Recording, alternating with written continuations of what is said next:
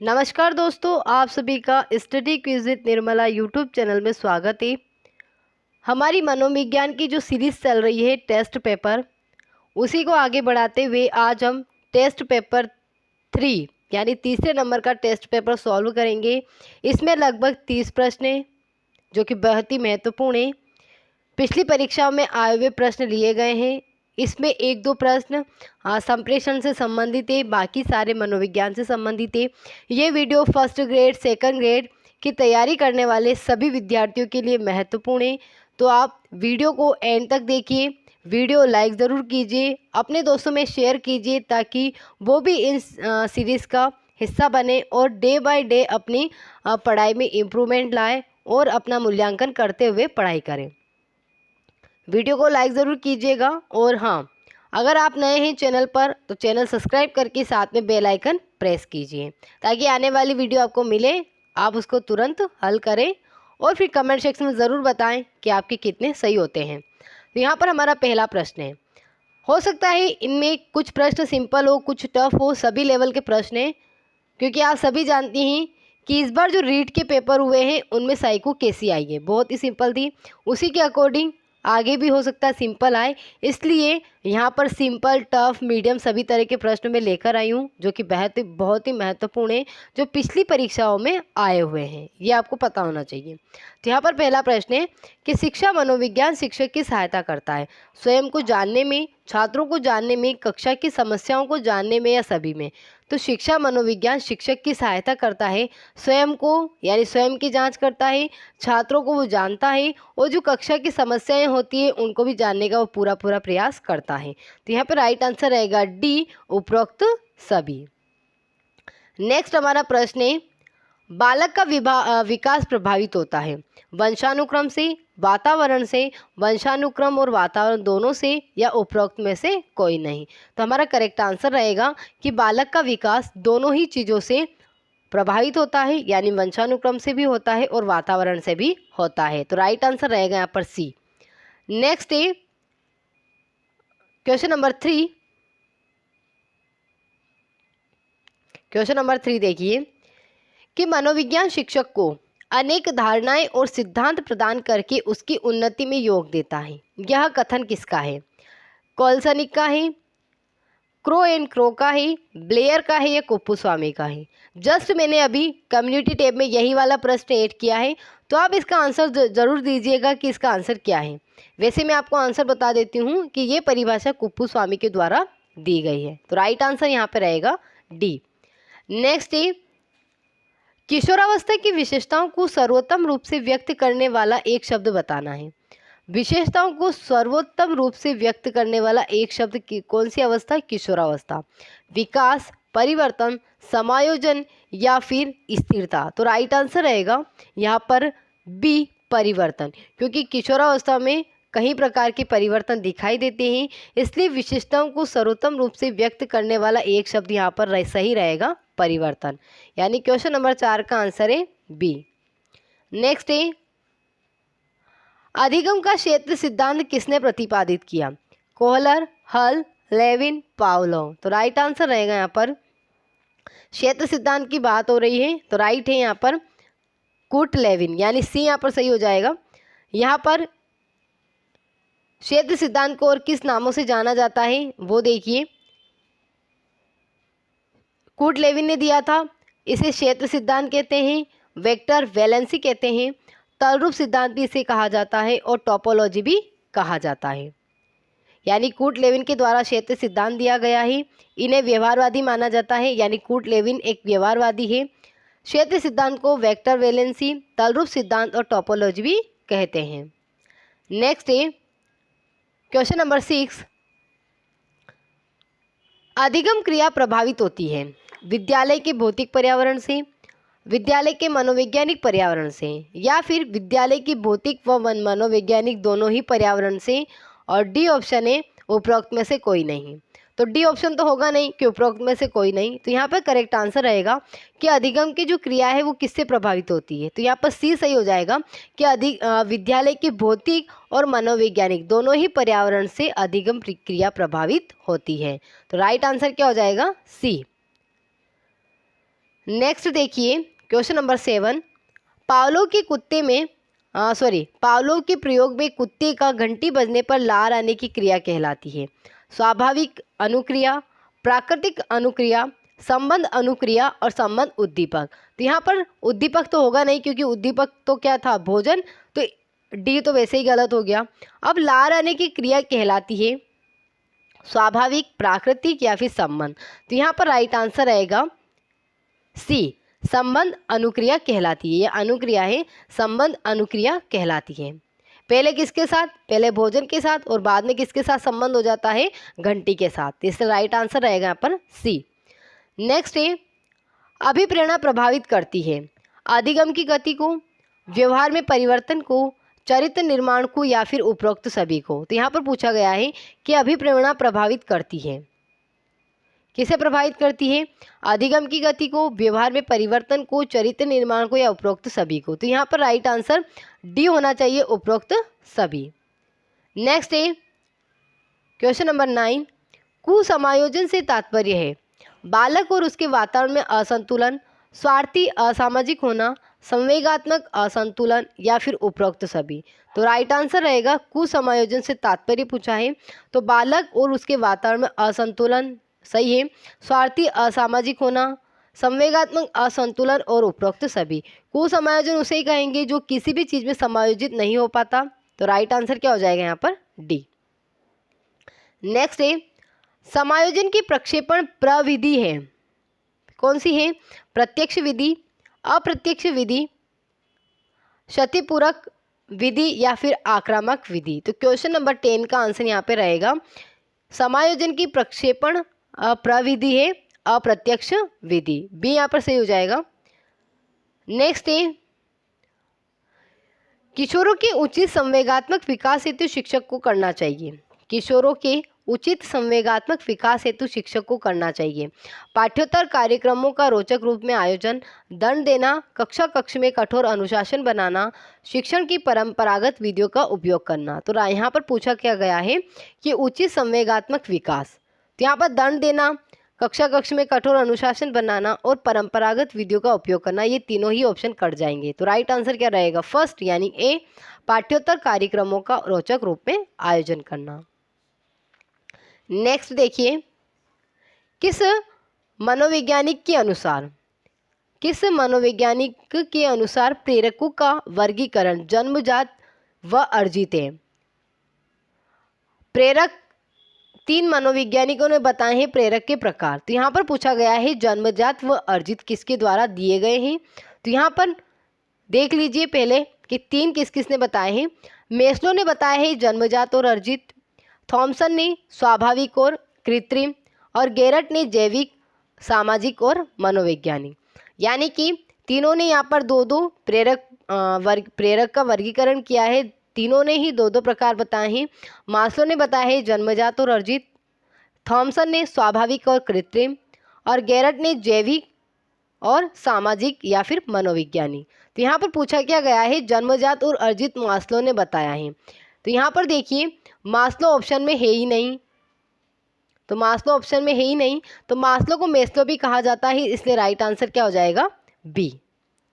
Next है question number 13।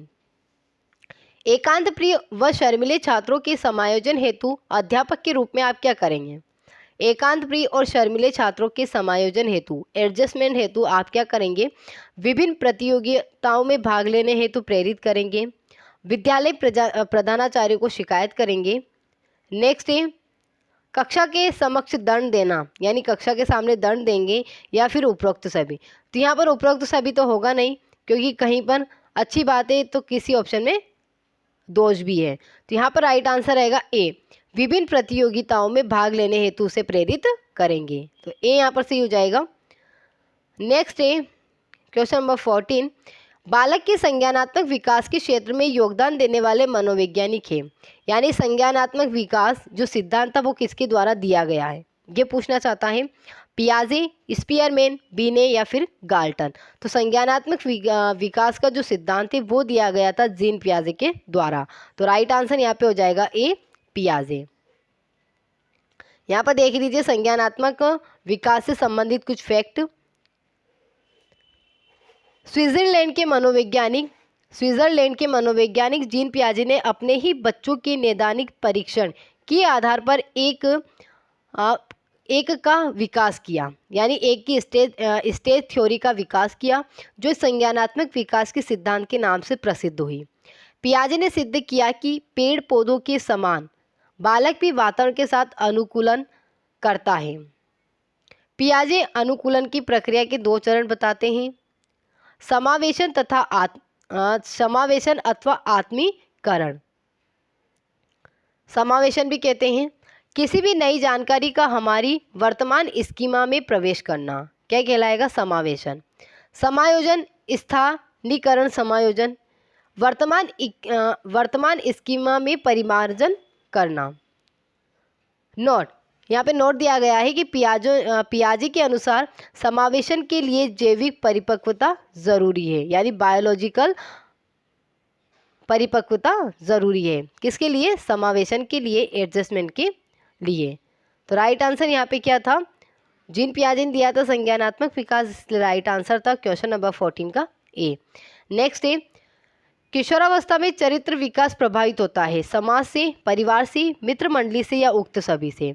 तो चरित्र विकास किससे प्रभावित होता है? तो राइट आंसर रहेगा यहाँ पर उक्त सभी से। समाज, परिवार, मित्र मंडली सभी से प्रभावित होता है, तो राइट आंसर रहेगा डी। नेक्स्ट है क्वेश्चन नंबर 16, विद्यार्थियों के मानसिक स्वास्थ्य के लिए कौन सी व्यूह रचना उपयुक्त नहीं है? शिक्षक का सहानुभूतिपूर्ण व्यवहार, छात्रों को स्व अनुशासन के लिए प्रेरित करना, निर्देशन कार्यक्रम की व्यवस्था करना या फिर अत्यधिक गृह कार्य देना। तो मानसिक स्वास्थ्य के लिए कौन सी व्यूह रचना उपयुक्त नहीं है? तो राइट आंसर रहेगा डी, अत्यधिक गृह कार्य देना। नेक्स्ट है, शिक्षक के सामाजिक स्वास्थ्य के लिए आवश्यक है सामाजिक सम्मान मिलना, विद्यालय प्रशासन में भागीदारी, शिक्षक संघों के संगठन या उपरोक्त सभी। तो राइट आंसर यहाँ पे रहेगा मानसिक स्वास्थ्य के लिए आवश्यक है, तो डी यहाँ पे सही रहेगा, उपरोक्त सभी। नेक्स्ट है क्वेश्चन नंबर 18, निम्न में से कौन सा व्यवहार भावनात्मक बाधा को प्रदर्शित करता है? आक्रामकता, मित्रों के साथ अच्छा व्यवहार, अध्ययन में रुचि या फिर संतुलन, संवेग। तो यहाँ पर पूछा है भावनात्मक बाधा को प्रदर्शित करता है, तो राइट आंसर रहेगा ए, आक्रामकता। देखिए सारे यानी कि बी सी डी अच्छे ऑप्शन दिख रहे हैं, तो राइट आंसर क्या हो जाएगा यहाँ पर ए, आक्रामकता। नेक्स्ट है, मार्गदर्शन है क्या है? व्यक्तिगत है, सामूहिक है, व्यक्तिगत सामूहिक दोनों ही प्रकार का है या फिर उक्त में से कोई नहीं। तो मार्गदर्शन कैसा होता है? व्यक्तिगत और सामूहिक दोनों ही प्रकार का होता है, तो राइट आंसर रहेगा यहाँ पर सी। नेक्स्ट, पुनर्बलन सिद्धांत के प्रतिपादक कोहलर, टॉलमैन, हल या कोफका। तो राइट आंसर रहेगा यहाँ पे क्लार्क, हल, यानी सी यहाँ पर सही हो जाएगा। पुनर्बलन सिद्धांत दिया था हल ने। अगर प्रश्न आता है कि सर्वाधिक प्रयोग किसने किया था पुनर्बलन का, तो राइट आंसर रहेगा स्किनर। तो वहाँ पर राइट आंसर क्या रहेगा? स्किनर। अगर सिद्धांत पूछा जाता है तो हल। तो यहाँ पर देखिए क्लार्क हल के द्वारा दिए गए सिद्धांत को अन्य नामों से जाना जाता है। तो देखिए क्या क्या नाम है, यानी किस नाम से और जाना जाता है। तो एक सिद्धांत है पुनर्बलन का सिद्धांत, उसको प्रबलन का सिद्धांत भी कहते हैं। क्रमबद्ध व व्यवस्थित व्यवहार का सिद्धांत भी कहा जाता है। आवश्यकता न्यूनीकरण सिद्धांत, एसओआर सिद्धांत भी कहते हैं, एसओआर थ्योरी भी कहा जाता है। आत्म संशोधक सिद्धांत, प्रणोदहार्स सिद्धांत, चालक न्यूनता का सिद्धांत, परिकल्पना निगमनात्मक सिद्धांत और तार्किक निगमनात्मक सिद्धांत भी कहा जाता है। तो एग्जाम में ज़रूरी नहीं है कि पुनर्बलन सिद्धांत ही हर बार दिया जाए, इनमें से किसी भी नाम से अगर सिद्धांत पूछा जाता है तो राइट आंसर क्या हो जाएगा? हल। ओके, नेक्स्ट देखिए क्वेश्चन नंबर 21, थॉर्नडाइक की अधिगम नियम है अभ्यास का नियम, तत्परता का नियम, प्रभाव का नियम या उक्त सभी। यह बहुत सी एग्जाम में आया हुआ प्रश्न है कि थॉर्नडाइक ने टोटल 8 नियम दिए थे, जिसमें से 3 मुख्य नियम थे और 5 गौण नियम थे। तो यह तीनों ही जो नियम दिए गए हैं कौन से मुख्य है? अभ्यास का, तत्परता का और प्रभाव का। तो राइट आंसर रहेगा डी, उक्त सभी। नेक्स्ट है 22 देखिए, निम्न में से कौन सा शिक्षण प्रतिमान विषय के अमूर्त संप्रत्यों के अध्यापन के लिए उपयुक्त है। अग्रिम संगठन प्रतिमान, परीक्षा प्रतिमान, सूचना प्रक्रिया प्रतिमान या सहगामी अधिगम प्रतिमान। पूछा क्या गया है कि कौन सा शिक्षण प्रतिमान विषय की अमूर्त संप्रत्तियों के अध्यापन के लिए उपयुक्त है। तो राइट आंसर यहाँ पे रहेगा 22 का ए, अग्रिम संगठन प्रतिमान। ए यहाँ पर सही हो जाएगा, अग्रिम संगठन प्रतिमान। अब आपको कमेंट सेक्शन में बताना है, ये मैं पिछली जो वीडियो आई थी उसमें भी मैंने बताया था कि अग्रिम संगठन प्रतिमान किसका है। तो आपको कमेंट सेक्शन में बताना है कि अग्रिम संगठन प्रतिमान किसने दिया था, यानी मनोविज्ञानी का नाम बताना है जिसके द्वारा ये दिया गया है। नेक्स्ट है 23, किस मनोविज्ञान की स्कूल के अनुसार शिक्षण प्रक्रिया का केंद्र बालक है। किस मनोविज्ञान के स्कूल के अनुसार शिक्षण प्रक्रिया का केंद्र बालक है। गेस्टाल्टवाद, निर्मितवाद, व्यवहारवाद या फिर उक्त में से कोई नहीं। तो राइट आंसर यहाँ पे रहेगा निर्मितवाद, जिसे संरचनावादी अधिगम भी कहा जाता है। तो यहाँ पर इसको और अच्छे से समझ लीजिए। निर्मितवाद अथवा संरचनावादी अधिगम। निर्मितवाद की उत्पत्ति संज्ञानात्मक मनोविज्ञान से हुई है। निर्मितवादी प्रतिमान जीन पियाजे, Vygotsky, J S. Bruner, Howard Gardner, गुडसेन के कार्यों पर आधारित है। जीन पियाजे का सिद्धांत व्यक्ति निर्मितवाद का प्रतिनिधित्व करता है जो संज्ञानात्मक मनोविज्ञान पर आधारित है। इसमें खोज द्वारा ज्ञान का निर्माण होता है। यह खोज छात्रों द्वारा होती है। वाइगोस्की द्वारा प्रस्तुत सामाजिक निर्मितवाद में छात्र एवं शिक्षक कक्षा के सामाजिक एवं सांस्कृतिक परिप्रेक्ष्य में ज्ञान का निर्माण करते हैं, जिसमें भाषा की महत्वपूर्ण भूमिका होती है। जबकि जे.एस. ब्रूनर ने पुस्तक प्रोसेस ऑफ एजुकेशन, जो कि कब आई थी 1961 में, निर्मितवाद का विस्तृत वर्णन किया है। नए ज्ञान की संरचना की निर्माण प्रक्रिया को निर्मितवाद कहते हैं। किसके अनुसार? ब्रूनर के अनुसार। व्यक्ति वातावरण के विषय में अपने विचारों को बड़ी जल्दी ही अपनी मान्यताओं के अनुरूप पुनर्रचित करने तथा पुनः श्रेणीबद्ध करने में बड़ी तत्परता दिखाता है और वास्तविकता को पहचानता है। यानी निर्मितवाद और संरचनावादी अधिगम किन किन मनोवैज्ञानिकों पर आधारित है? तो नाम अगर पूछे जाते हैं तो जीन पियाजे, वाइगोस्की, ब्रूनर, गार्डनर और गुडसेन, इनके सिद्धांतों पर आधारित है। ओके, तो यहाँ पर राइट आंसर क्या था? बी, निर्मितवाद। नेक्स्ट है कंप्यूटर की विशिष्ट विशेषता है। गति, संभरण, परिशुद्धता और डी ऑप्शन है उपरोक्त सभी। तो ये तीनों ही कंप्यूटर की विशिष्ट विशेषता है। तो राइट आंसर क्या हो जाएगा यहाँ पर? डी, उपरोक्त सभी। नेक्स्ट है 25, रॉबर्ट ए गेने के अनुसार निम्न में से कौन सा अधिगम का प्रकार नहीं है। रॉबर्ट गेने ने कितने प्रकार दिए थे? इन्होंने भी 8 दिए थे। तो यहाँ पर पूछा गया कौन सा प्रकार इनका नहीं है।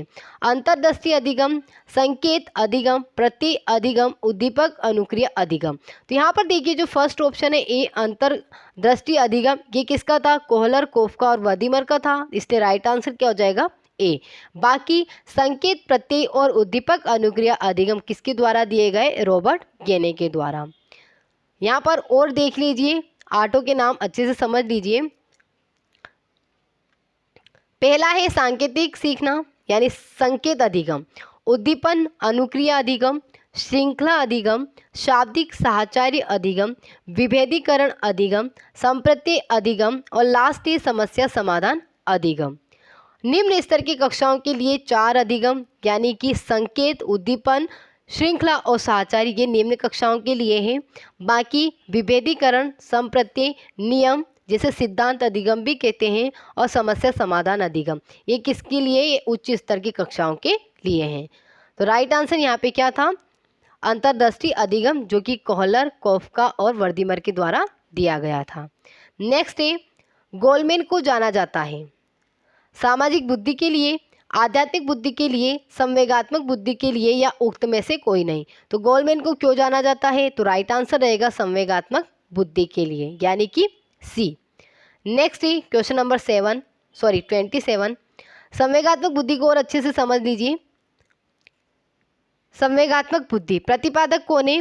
पीटर सेलोवी और जीन मेयर के अनुसार अमेरिका संवेगात्मक बुद्धिक संपत्ति को प्रसिद्धि दिलाने का श्रेय है डेनियल गोलमैन की book emotional intelligence, why it can matter more than IQ। यानी संवेगात्मक बुद्धि बुद्धिलब्धि से अधिक महत्वपूर्ण क्यों को दिया जाता है। गोलमैन के अनुसार व्यक्ति के जीवन की सफलता का केवल 20% ही बुद्धिलब्धि के कारण है और शेष 80% किसके हैं, संवेगात्मक बुद्धि के कारण है। यानी कि संवेगात्मक बुद्धि के प्रतिपादक कौन है, पीटर सेलोवी और मेयर, और प्रसिद्धि या श्रेय किसका है, तो डेनियल गोलमैन का। बुक अगर पूछी जाती है तो संवेगात्मक बुद्धि बुद्धिलब्धि से अधिक क्यों यानी अधिक महत्वपूर्ण क्यों, ये बुक है गोलमैन की। कब आई थी, ये 1995 में आई थी। नेक्स्ट यहाँ पर क्वेश्चन नंबर 27।